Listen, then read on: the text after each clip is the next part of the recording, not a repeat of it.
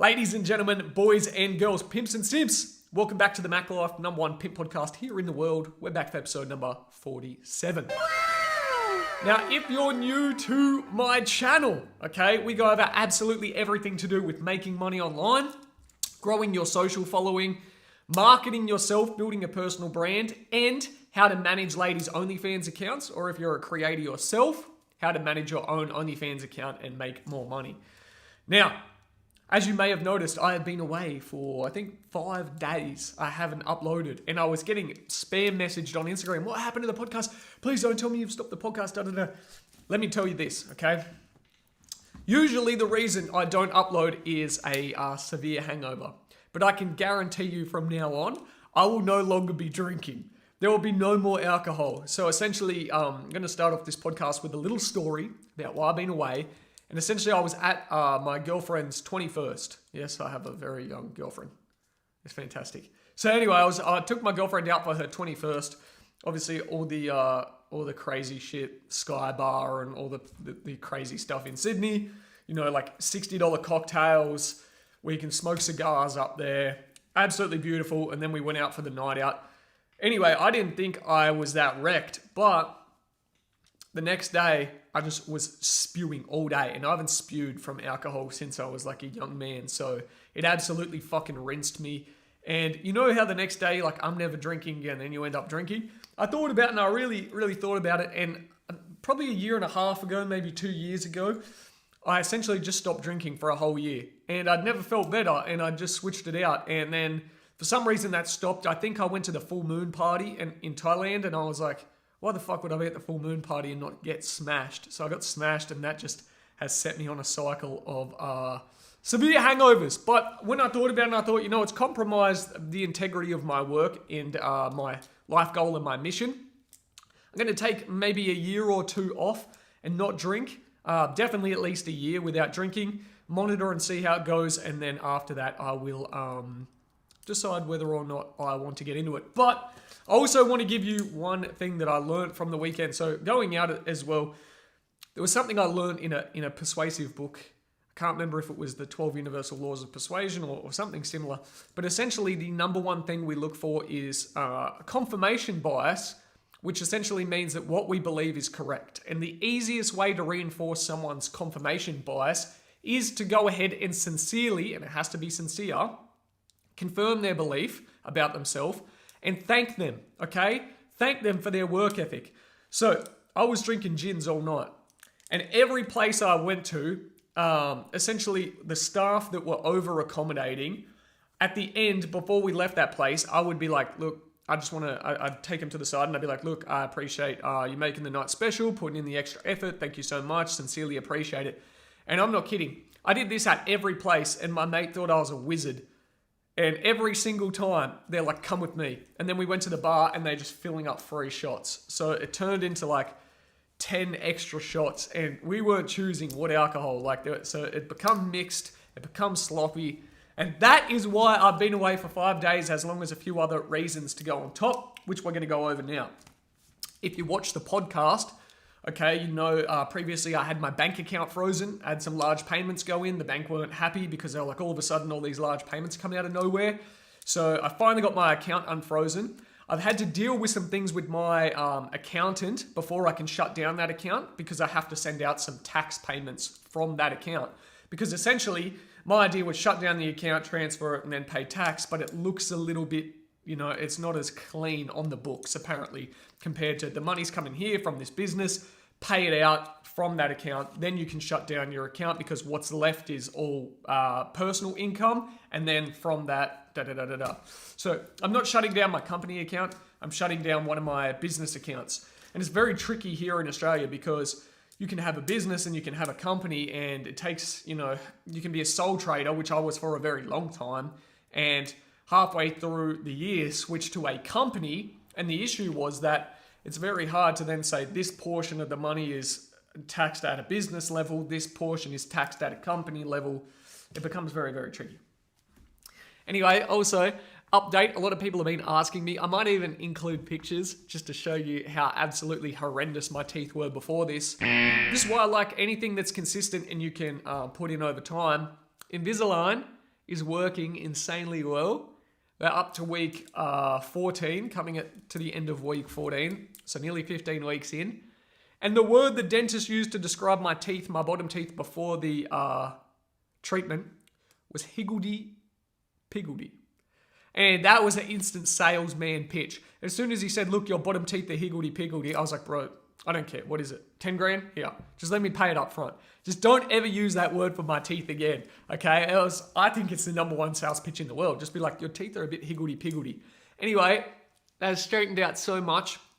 I included a lot because it's, I feel teeth are something that definitely brings confidence, and almost at a subconscious level. I would say a super confident person. Nothing really embarrasses me because my family made sure to embarrass me significantly as a child in every possible way. It's just what my family does. We like to embarrass each other in any possible way, but it also builds a strong mentality and a strong, like, fucking, I don't know, you become embarrassed by nothing.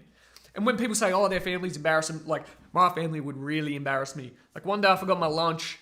My stepdad, he drove after the bus in his ute. He pulled in front of the bus, like cut the bus off so the bus had to park. Gets out, like I was only a school kid, knocks on the bus door. Bus driver opens up and he's like, you forgot your lunch.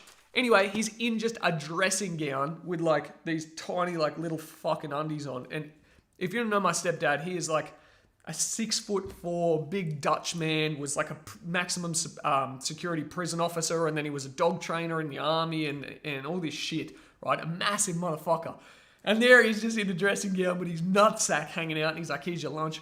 My family used to get me in just as many ways humanly possible, so nothing makes me uncomfortable anymore. But when I was watching videos of myself, when I was talking, like when I would laugh or sometimes I would just cover my teeth, and it wasn't that I wasn't confident, it was almost subconscious from a kid. I realized I didn't have the best teeth after I continuously was getting them knocked out. But Invisalign's been great. I'm not going to do the entire treatment process, even though I've paid up front, because once it gets to a certain level, I need to get them capped anyway. If I want them super white, okay, they have to be capped. Well, not capped, veneered is the word I'm going for. And if you don't know the difference with a veneer and a cap, okay, a cap covers the entire tooth, so they shave the whole thing down like a little peg. A veneer just goes on the front. That's the difference. So there's an Invisalign update. We actually have quite a lot to go over today, obviously, because I've been away for a little bit.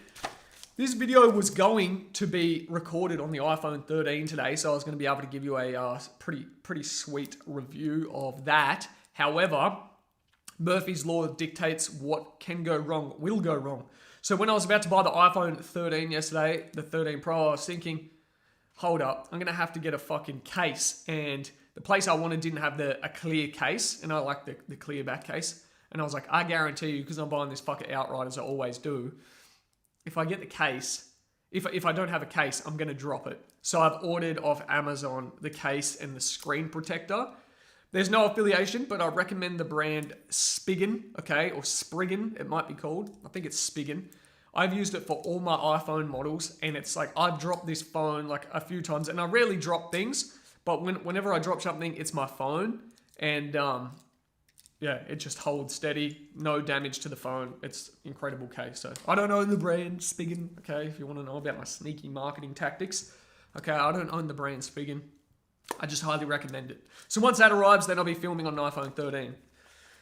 Now, we're going to go over some stuff that's going to definitely help for the OnlyFans side of things. I can guarantee you there's two really key concepts that we're going to go over for the OnlyFans side of things. But on top of that, this first one is mostly about Instagram. And it's how to grow your Instagram following, okay? I've been testing over the last, I think, 10 days, 12 days. I've had someone handling my account. And essentially, we are just posting a shit ton more. Now, I ran a split test. I posted a shit ton more versus just a handful of reels. The reels, okay, let me tell you this. We were posting 12 to 13 to 14 times a day on Instagram. Normal videos as well with pictures and everything else. The reels, the minimal reels, we were posting one, I think, a day. And the amount of engagement on the reels outperformed all the posts. it brought in more followers and more likes from a single reel compared to 12 to 14 posts a day of pictures and good quality viral content. And these videos could have been posted as reels, but we posted them as videos. That's how I know that's the difference. Fuck, I'm just dying today. I put in this like whitening stuff inside these things, and it's killing me. Anyway, so on top of that, I now have a fantastic guy, Karim, and he is essentially handling the 3-point process. If you're already in the hive mind, I teach it in there, and essentially it's about how to get really hyper engaged followers and buyers. We convert pretty much 90% of the people that I follow into followers. And it's about using a comment system, a liking system, a relevancy system to find these people, and then a cold message. And not only, okay, am I getting 90% of these people as followers, but about 60 to 70% of them message me back, and they're very thankful for the message. So Karim's doing a great job with that. And the growth from that over the space of this year will be immense. If there was something similar on YouTube, I would hope to crack it. There was something else to do with the IG. Yeah, so essentially, if you want to know how the content strategy is going to work inside of the Instagram model, it's essentially going to be about posting reels and making sure that you're posting 12 to 14 times a day. The annoying thing with Reels, okay, is that they can't be scheduled yet. There are no apps that can schedule Reels. It's against Instagram's policies to schedule Reels. And I believe the reason is because they can pay you for Reels. If you're in certain countries, they can pay creators for Reels. So it essentially wants to stop like mass botting of just, 10 a minute Reels and just growing it that way. Anyway, 12 to 14 Reels. That is the content strategy. Probably say 12 reels, and then if you're on a personal page, a personal post in there. It can be a personal reel, and then a viral picture as well, just for a bit of balance to the feed. Now, the Hive, we're at 142 members. Fantastic. We are absolutely crushing it. And the book that I've just finished reading, and this is very important for OnlyFans as well, it's called Subscribed, and it talks about subscription revenue models. This is very, very important for OnlyFans, as when you think of your business as a subscription model instead, you will absolutely crush it when you focus on reducing one thing. Well, there's two things really, but we're going to go over the first one. The most important thing in any subscription-based business is your churn rate, okay? How can we reduce churn rate? If you do not know what churn rate is, let me just make it super, super simple. What percentage of people are canceling their subscription? And you can record that monthly, you can record that, bi-monthly, quarterly, biannually, or annually. I recommend doing it in the same as your billing cycle. And so for the Hive Mind, I haven't even seen what the churn rate is yet because the program hasn't been out for a month yet. My goal is to keep the churn rate, okay, at a monthly basis, definitely below, I would say 10%. If it's below 10% of users leaving monthly, then that is a very, very strong business that we can build. Now, essentially, when you can calculate that, you can calculate a point, okay, where the amount of new subscribers that you have coming on equivalates with the amount of subscribers that you have that leave, okay, your churn rate. This is essentially where your business becomes stuck at a plateau level, and the only way to increase it is to find a way to get more subscribers, okay, have more people subscribing daily, or a lot easier way is to reduce your churn rate. And the way in which you reduce your churn rate in a business is to increase the user experience. You have to think, what keeps people on board paying a subscription? A user experience. Now, I subscribe to a lot of things myself, and I think the world is heading in just 100% subscription model. If you look at Ford in the US, okay, you can buy a thing called Ford Pass, which is essentially where you just pay a monthly fee. You can use any Ford you want. You can drive it. You can return it, swap it for any Ford. They handle all the servicing, car cleaning, absolutely everything, and your insurance. It's all covered. You just pay a monthly subscription fee, cancel anytime. You tell me how convenient that is. Ford, that is a massive step. And I believe also Subscribe talked about that Porsche is doing something similar. And at the time of writing the book, which I believe was 2018 or 2017 maybe, it was around £2,000 or euro a month for that Porsche membership. Anyway, what are we going over next? User experience. Yeah, I still want to talk a little bit about user experience. So with the Hive Mind, my goal is to figure out the churn rate for this first month, okay? I'm not sure. I think we're about a week off, maybe a week and a half off hitting the first churn rate cycle, and then I can start to calculate and look at it daily and see how many people are staying on board, hoping that I've made a good enough program that people aren't going to leave, because essentially the community is just so giving, and the plans that I have for this community are massive. Like, I was thinking about it, and I thought, like, what do I want the Hive Mind to be as an app? And when I really thought about it, it's two things.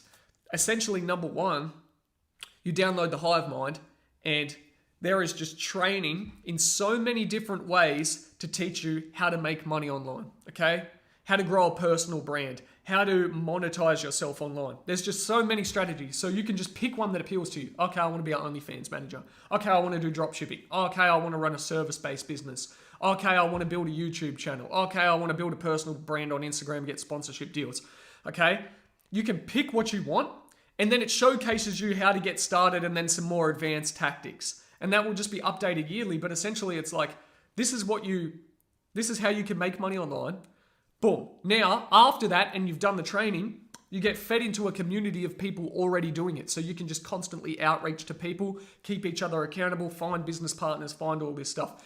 Essentially, that's how I want it, okay? I want it so it's like, boom, there's training, it gives me a direction, and now I'm plugged in with a community of like-minded people. That's essentially my vision that I have for this Hive Mind. And if you understand the way a subscription model business works, it's really for more, I would say, advanced businessmen and women, because traditionally you spend money on ads, so you lose a bit of money on ads to acquire a customer, which hopefully is a positive ROI. You spend a bit of money on ads, acquire more customers, spend a bit of money on ads, and you're hoping to go like this. But sometimes you might just spend money on ads, and you realize it's not going to work. Essentially, with a subscription-based business, you're spending money on ads and you're acquiring customers, but it's nowhere near what you're spending on ads. But eventually, okay, it becomes a fish curve, because once the second billing cycle comes in, eventually your subscriptions outweigh your spend. Then you're cheering. Then you have consistent profit coming in, okay? And it doesn't matter how much you're spending to acquire new customers, you just have constant profit coming in. And it really all comes down to business. It's so simple when you think of it. It's all about user experience. Find something that can be of value to people, and it might take you a while. It might take you years of trying different things and failing, and that's okay. Find something that is valuable to people and then offer that, okay? You don't have to compete with anyone. Find something that is valuable to people and then offer that, and then just do as much as possible to make the user experience better and better and better and better as time goes on. I believe that's what I want to focus on 100% with the Hive. You know, I've crushed it with OnlyFans. I've made great money on OnlyFans. Obviously, incredible money with drop shipping and e-commerce. Drop servicing, I've done that multiple times, you know, building websites, and then I have my developers take over. Crypto. There's just so many ways that I've made money, and I just think, like, imagine if I can just, Facebook Marketplace, I can just put them all, this is different ways that you can do it. Instagram, getting paid for shout outs, sponsorships, all these things. YouTube AdSense revenues just kicked in. So it's like, here, you can do these, follow these steps, connect with the community, and then it just builds. Now, to build that app is going to cost me the quotes that I've gotten, okay? I added a few more features, but the quotes that I've gotten are around 15,000 US. So I've justified that at the point where, you know, I feel that I have 1,000 Hive members. Once I have 1,000 Hive members in, the app will be underway and fast-tracked as well. So the pricing will increase as well. That's the way I'm going to price it. I'm going to keep moving it up, you know, $29, $39, $49, $59, all the way eventually till $99. And, you know, it's going to be my bread and butter. It's going to be 100% what I focus on. I understand that for now, the returns are going to be big at this portion of time, but later on, they're going to significantly outweigh. And this really applies to your OnlyFans business as well, if you're a creator yourself. And I talk about this in the course. It's about providing value, okay? You've heard me say the quote. If you're in there, you've heard it 1,000 times. When you provide value, you become a person of value, and people of value are rewarded eventually, okay? I talk about this all the time. if you have subscribers, you have to figure out how to increase their user experience. And I talk about this from a dopamine standpoint.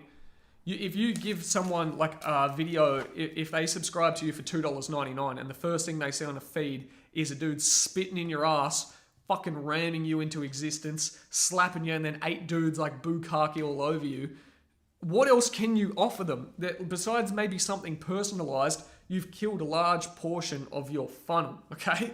You've essentially been like, here's this massive flood of dopamine, and then they're like, oh, well, I'll have to go get that from someone else. You have to prolong that, okay, through a lifetime cycle and be like, first I'm going to just softcore talk to them. Then I'm going to show them a titty pic. Then I'm going to show them the puss. Then I'm going to show them this. Then I'm going to show them this. Then I'm going to show them their fetish. Then I'm going to show them custom content. Then I'm going to send them panties. Then I'm going to give them an NFT. Then and you move them up a cycle. And that's how you increase user experience all the way at the top level. And then the best thing to do is after they have paid for that top level package, say it's like super custom content, whatever it is, just say, hey baby, I'm really busy. I hope you enjoy. I'll talk to you soon. Do not message that person for a long time. And you are lucky that you have chemicals working on your side. Eventually they'll be like, oh my God, I want more of that. I need a high. And they've just cut me off. And that actually pushes them back down the user cycle. So then, if you don't message them for a while and then you send them this and you say, here's a booty hole pic, they're like, oh, they get that dopamine rush again, but they're further back down the cycle. If that kind of makes sense for you to understand the sliding balance. So, and I've had a lot of people being messaging me on Instagram. Thank you so much, bro. Like I've had people messaging me from the Hive. Like there are a lot of girls joining the Hive as well. If you're a girl that wants to get your account managed by people, the Hive is a great place to fucking go because it's setting up people already. There's people messaging me, bro, I haven't even fucking done this and I've already got a girl from the Hive on board. I've already got this. And that is because if you're a girl, you should join because you're going to have an advantage. You won't have to give up 50-50. You can chat with these dudes and be like, look, I understand I'm the first girl you're going to manage. I want to make sure that you put in work. We're going to work as a team, but you're only keeping 30%, okay? So there's wiggle room for both parties there. And I just feel like I'm building something fucking incredible to help everyone out. The amount, like, I haven't had let me put this straight. Of all my programs, all of my Mac Life courses and everything, that I've ever sold, like my Mac Life Masterclass, the OnlyFans, all of this, I have had one refund, and it was a guy who for weeks was saying, I'm pumped. He bought it, okay? Then he left a review in the Facebook group and said, this is trash. It looks like it was put together in no time, okay? But he still viewed every single module and then went on to use that. So I've had one refund, and I just understand that some people, there is a very small percentage of fucking losers out there. And maybe if you've come back and watched the podcast at this stage, you can understand that you're a fucking loser. But that was like, I don't know, mid last year. And in all that time, I've had one refund, had no requests. And that's just like, that's when you know you're providing value. So I'm super pumped on that. What else? Yeah, I already talked about closing down my bank. So once all the accountant stuff is done on Tuesday, I'm going to go in. I'm closing down the bank, and then I'm also going to be showing you all a crypto staking model. And so it's not like, oh, do this, and it's like some dodgy, weird little thing. I'm just putting it all in a stable coin. I'm going to talk about the risks. Obviously, there's risks, okay? This isn't investment advice. This is just what I do, and I'll be putting it in the masterclass as well. And you'll get to see me actually stake hundreds of thousands of my own dollars, boom, okay? And then you'll get to see the returns. And if that's something you want to do, you can go ahead and do it. But like I said, it's not investment advice, and I'm not gaining anything from you doing it. It's just something that I will genuinely be doing as well to make money. So that's a banger. Because on a stable coin, USD coin, with crypto.com/earn, I understand there's a few risks, okay, with certain things, with the network and other things, but at 12% per annum, even if I'm putting in, say, 300 grand, that is $36,000. That is some people's like fucking full-time wage in Australia for basic minimum jobs. That's some people's full-time wage just working for me, by my money just sitting there, compared to being in the banks. And it can't be frozen, it can't be locked up, it can't be and it beats inflation. So that is something else that I'll be including as well. Now, I told you I just finished reading that book, Subscribed. I would give it a 4 out of 5. it was very good showcasing examples of different industries that have switched to subscription-based models and gave a good basis on why subscription models are the future. And obviously it's proven to be true. You know, Netflix, I subscribe to My Muscle Chef.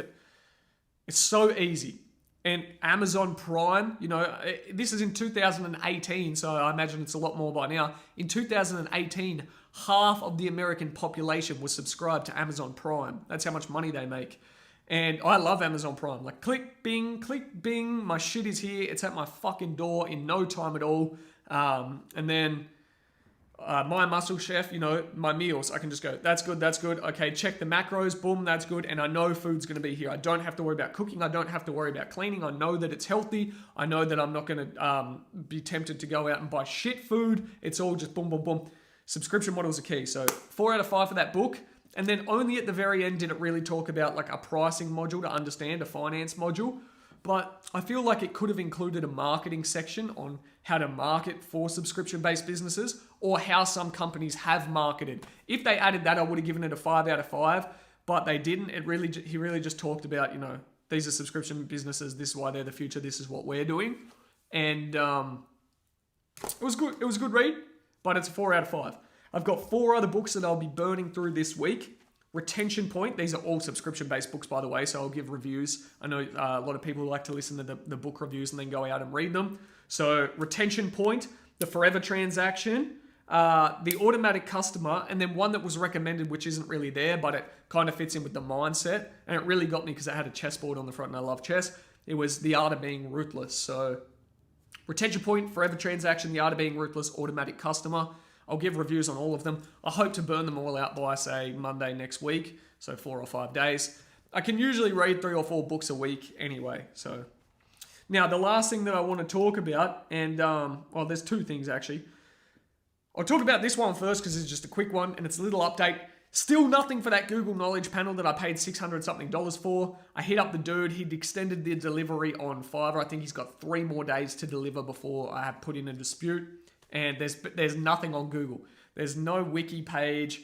There's no fucking anything. There's nothing ranking. And he reckons that a Google Knowledge Panel is going to appear within the next day or so. So, yeah. Anyway, like I said, like there are definitely scams on Fiverr and Freelancer. And a lot of people, their idea though is this is their problem. They'll go out and something bad like that will happen. And then they will spend months dwelling on it. They're like, I got fucking done by, I got this, I got that. And all that wasted energy, all that wasted time is just spent there, like where you could just be like, okay, what did I learn from it? Okay, I learned that, say for example, I didn't get my money back. I still learned, okay, how the knowledge panel process works compared to what I knew before. It collects a data pool of information from online, and then it compiles that, and you can actually set up different Wikipedia pages that aren't Wikipedia. They're like Wiki Alpha, Wiki da-da-da-da-da, and there's probably a way to do them for free and very fast, so that gives me extra ranking. So you learn all these things, right? Now the last thing that I want to talk about, and this is harder for OnlyFans, you can do this by branching out and adding in other content creators, okay? Mixing content if you're comfortable with that, getting other girls on board, getting these things, but it's kind of like removing the ego, and I kind of hate that word because, you know, if you're hyper egotistical, okay, that's seen as a bad thing, and but everyone says the opposite. They say, be humble, don't be egotistical, be humble.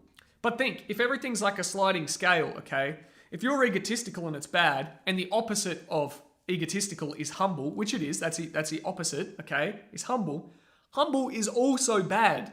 People see humble as good, like it's this glorified thing. Be humble, be this, be that. If you actually look at the definition of what humble is, not a lot of people understand it. It's to have a perceived low understanding or expectation, okay, of your own importance in life. Essentially, you're saying that you perceive yourself to not be very important in life. And that is not the way that you go about fucking winning. I can guarantee you that. Look at every big name person in history. They all have ego. Even look at like these well-known actors like Leonardo DiCaprio. Do you think they have egos? Brad Pitt. Fuck me. Sandra Bullock. Like, look at not just actors, but like Elon Musk. All these people, Joe Rogan, they have some form of ego, okay? If you are completely humble, that is not good either. I would recommend that if this was a sliding scale, this is humility. that you work towards here and here and you shift. Sometimes you need to be more egotistical. Sometimes you need to be confident because it doesn't serve you not to be. Like if you're going into like a jiu-jitsu competition or something, I would recommend being egotistical. Put a bit of fear in your opponent. Do these things, okay? Because this isn't going to serve you in the long run. This is not going to serve you. This is going to give you a tactical advantage. But other times, maybe you're meeting with like a mentor and you want to learn from them. Slide back on this scale a little bit. Be more giving. Be more respectful of their time. Very thankful. Have it like a sliding scale. Don't think of yourself as, oh, I'm a humble person. Egotistical people are cunts. Be on a sliding scale of what works advantageously and strategically for you at the present time. It's very important. A lot of people have this like very fixed thing of, this is my belief. This is the way I have to be at all times. Work on a sliding scale of what's advantageous at the time, okay? It's very, very important. But the whole thing about removing the ego, okay, is removing the bottleneck is another word for it. And a bottleneck really means that if you have a bottle, okay, here's the top of the bottle and here's this, I can only pour so much water into that bottle because of the fact that the neck is this big. If the neck was this big, I could pour it in much faster and fill it much quicker. So the bottleneck is essentially a limiter. The size of your bottleneck is a limiter. And with my personal brand, I looked at it and it, like for my Instagram, for example, it's always just been content of myself or things in my life. And whilst people enjoy that and it's personal, it's also been a bottleneck for growth. It's essentially capped me at a level where I can't grow too much more with hyper-targeted followers because of the amount of time I have to put out in outreach and connecting with people compared to sharing viral content that gets their attention and then they can learn and then they can build a relationship with me afterwards. So if this is your Instagram page, I recommend trying to remove the bottleneck of yourself and work on sharing viral content as well as your own content. And then on top of that, I would say if it's you in OnlyFans, and this obviously doesn't apply straight away unless you're already making, at least 10K a month, don't even worry about it. But after that level, look at your bottleneck and say, are people missing out because I'm the only creator? Who else can I add in this? Or who else, what other things can I do to remove the bottleneck? Do they want to see this or this or this? So anyway, there was a few things we went over today. If you're not in the hive mind, you know the fucking answer already. Join the damn hive mind. We're just going to continue to grow. The app's going to look clean over the space of years. And like I said, this is something that I can just focus on and build. There's no upsells. You're not going to be upsold. You don't get upsold anything in the course. There's no upsell coaching. There's no any of this. There's no any of that. There's nothing in the group being pitched. It's just pure value, okay? Join the fucking hive mind. I will see you there. Hit subscribe if you haven't already. Enjoy the rest of your day. I've got a heap of shit to do. Fucker.